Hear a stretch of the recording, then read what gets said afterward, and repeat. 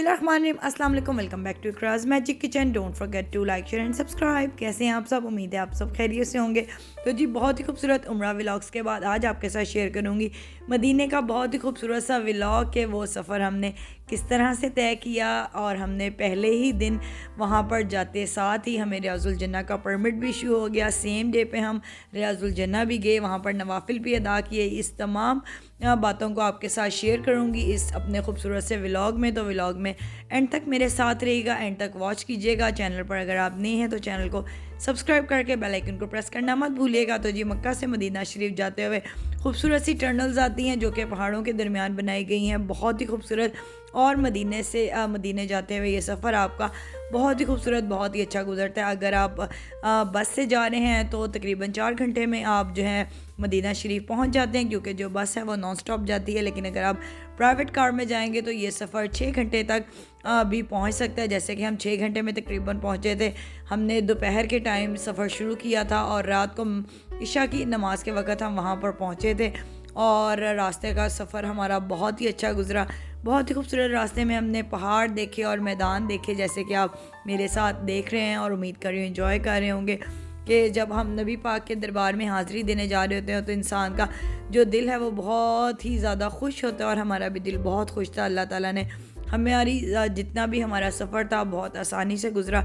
बहुत ही खूबसूरत देखें, सनसेट भी यहाँ पर आपको नज़र आ रहा होगा रास्ते में।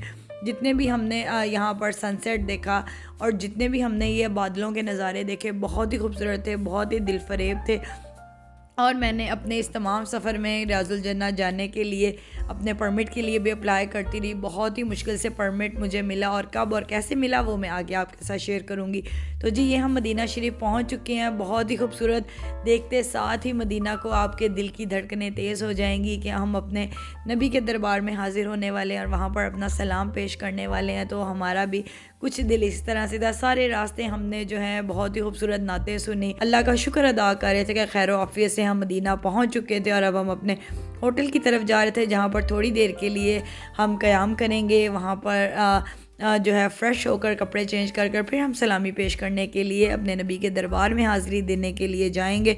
तो जी यहाँ पर हम अपने होटल के करीब पहुँच चुके हैं। तो ये देखें बहुत ही खूबसूरत जी मदीना शरीफ में जितनी भी मसाजिद थी बहुत ही खूबसूरत, बहुत ही दिलफरेब थी। यहाँ पर जितनी भी गवर्नमेंट के ये आपको दफातर नज़र आ रहे हैं ये भी बहुत खूबसूरत है। ये बहुत ही खूबसूरत सी एक मस्जिद थी।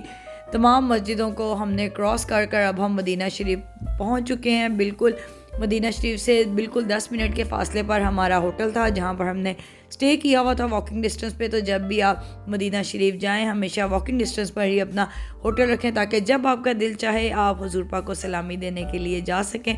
तो जी ये हम होटल में पहुंच चुके हैं। और यहाँ पर अब हम आपको मैं यहाँ से व्यू भी दिखाती हूँ कि यहाँ से आपको बहुत ही आसानी से जो है मस्जिद के गुंबद और मीनार नज़र आ रहे होंगे। तो जी हाँ वो है हमारी मंजिल जहाँ पर अब हम जाएंगे। तो अल्लाह का बड़ा शुक्र है कि खैर आफियत से हम पहुँच चुके हैं। यहाँ पर हम अब अपने रूम की कीज़ लेने का वेट कर रहे थे। रूम की कीज़ लेंगे क्योंकि बच्चे हमारे साथ थे और रास्ते में सफ़र कर रहे थे। तो बच्चों के हमने कपड़े चेंज करवाए, उनको वज़ू वगैरह करवाया और उसके बाद हम रवाना हुए। तो जी ये हमारे जो रूम से है बहुत ही खूबसूरत बाहर का व्यू है। बहुत ही अच्छा कंफर्टेबल हमारा सफ़र रहा। और आकर भी हमने थोड़ी देर के लिए फ़्रेश होने के बाद हम आगे अब यहाँ पर हम सलामी देने के लिए नबी पाक के दरबार में अल्लाह का शुक्र है मदीना शरीफ पहुँच चुके हैं। बहुत ही जो है अल्लाह ताला ने ये हमारे लिए बहुत ही यहाँ पर आने के बाद हमें ऐसे फ़ील हुआ कि हम दुनिया के खुशकिस्मत तरीन इंसान हैं कि हमें अपने नबी के दरबार में अल्लाह ताला ने हाज़िरी नसीब फरमाई। तो जी अब ये सब जो है हम यहाँ से हमने गेट से अंदर एंट्री करनी है। तो यहाँ पर तकरीबन 400 के करीब गेट है, हम किसी भी गेट से अंदर एंटर हो सकते हैं। लेकिन औरतों के लिए 134 नंबर गेट है जहाँ से औरतें अंदर एंटर होती हैं, और आदमियों के लिए भी अलग-अलग नंबर्स हैं जहाँ से वो एंटर होते हैं। तो जी जब आपने रियाजुल जन्ना में जाना होता है उसके लिए अलहदा गेट्स बनाए गए हैं, और जब आपने सलाम पेश करना है और उसके लिए अलहदा गेट्स हैं। तो एक जो चीज़ यहाँ पर मुझे बहुत ही दुख हुआ देख के कि बहुत सी पाकिस्तानी ख़वातीन आई हुई थी और बहुत ही ज़ारों की तार रो रही थी, क्योंकि जिन लोगों को जो नुज़ुक ऐप के बारे में नहीं पता था कि रियाजुल जन्ना में जाने के लिए आपको वहाँ से परमिट लेना पड़ता है। तो क्योंकि औरतों के लिए कोई भी ऐसी जगह नहीं थी जहाँ से आप इजीली जो है वहाँ पर जाकर आप और रोज़ा रसूल देख सकें। क्योंकि ये देखें औरतों वाली साइड पे मैं आई थी और यहाँ पर ये देखें बहुत ही खूबसूरत सी मस्जिद है, लेकिन सेंटर में यहाँ टेंट लगाए गए थे। ये तमाम वो ख़वातीन हैं जिनके पास परमिट नहीं था और यहाँ से टेंट के पीछे से ही वो यहाँ पर नवाफिल अदा कर रही थी और दुआएं मांग रही थी। और रियाजुल जन्ना में जाने के लिए आपको परमिट लेना पड़ता है और उसके बाद ही आप वहाँ पर जाके नवाफिल अदा कर सकते हैं। तो तकरीबन 24 आवर मैं कोशिश करती रही, लेकिन मेरा रियाजुल जन्ना का परमिट नहीं हुआ। अब रात के 10 बज चुके हैं और ये देखें अब मैं चेयर के ऊपर खड़े होकर यहाँ से मैं रियाजुल जन्ना का आपको व्यू दिखा रही हूँ, क्योंकि वहाँ जाने का अभी हमें परमिट नहीं मिला था। और उसके बाद मैं होटल वापस चली गई बहुत ही मायूस होकर, बहुत ही दिल मेरा उदास हो गया, क्योंकि मेरा रियाजुल जन्ना का परमिट नहीं हो रहा था। और मेरे जो फैमिली मेम्बर्स दूसरे थे उनका जो 2 बजे का परमिट था उन्होंने स्टे किया और मैं होटल चली गई। उसके बाद 4 बजे मुझे बताया गया कि जी मेरी रियाजुल जन्ना का परमिट हो गया। और उसके बाद मैं भागती हुई वहाँ से आई और इस वक्त मैं बहुत ही ज़्यादा खुश थी। बिल्कुल ऐसे ही लग रहा था जैसे दुनिया पर मुझे एक दफ़ा जन्नत में जाने का मौका मिल गया हो। तो अल्लाह का मैंने बहुत शुक्र अदा किया कि और यहाँ पर नवाफिल भी अदा किए। तो ये देखें जी, ये सामने आपको मिंबर रसूल भी नज़र आ रहा होगा उनका, जहाँ पर वो अब मिंबर पर बैठकर खुतबा दिया करते थे हमारे नबी पाक सल्लल्लाहु अलैहि वसल्लम। और ये रियाजुल जन्ना है, यहाँ पर आपको ये फ्लावर नज़र आ रहा होगा ग्रीन कलर का जिस पे कलमा लिखा हुआ है। ये ख़ास वो पिलर हैं जो कि रियाजुल जन्ना के हैं। यहाँ पर हमने नवाफिल अदा किए, बहुत सारी दुआएं की और उसके बाद फिर मैं फ़जर के टाइम यहाँ से बाहर गई। तो जी तकरीबन 20 मिनट के लिए परमिट हमें इशू हुआ था।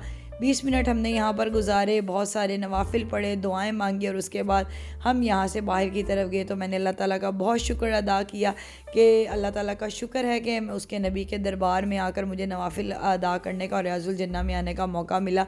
क्योंकि कोई ऐसी दुआ नहीं है कि आप अपने नबी के दरबार में आप हाज़िरी देने जाएँ और आपकी कोई दिल की मुराद पूरी ना हो। तो अल्लाह का बड़ा शुक्र है, अल्लाह ताला ने हमारी हर दुआ को कबूल किया। हमारे तमाम फैमिली मेम्बर बारी बारी डिफरेंट टाइम्स पे बेशक, लेकिन बारी बारी रियाजुल जन्ना में गए, उन्होंने नवाफिल भी अदा किया और हमें इसके सर्टिफिकेट भी इशू हुए जिसके ऊपर हमारा नाम भी मेंशन थे, ऊपर डेट और ईयर मेंशन था कि इस डेट को इस ईयर को हमने रियाजुल जन्ना में जो है आकर वक्त गुजारा, नवाफिल अदा किए। तो जी अब यहाँ पर देखें फ़जर का टाइम हो चुका है, तकरीबन फ़जर की अज़ान होने वाली है जब मैं बाहर आई और फ़जर की अज़ान हो गई। उसके बाद मैंने यहाँ पर नमाज़ अदा की और उसके बाद अपने होटल की तरफ गए। अल्लाह का हमने बहुत शुक्र अदा किया कि अल्लाह ताला ने हमें रियाजुल जन्ना में जाने का, नवाफिल अदा करने का मौका दिया और अपने नबी के दरबार में हाज़िर होने का मौका दिया। तो उम्मीद करती हूँ आज का व्लॉग आपको पसंद आया होगा और आपने एंजॉय किया होगा। तो बहुत शुक्रिया, मिलेंगे दोबारा नए व्लॉग के साथ, तब तक के लिए मुझे इजाज़त दीजिए। अल्लाह हाफ़िज़।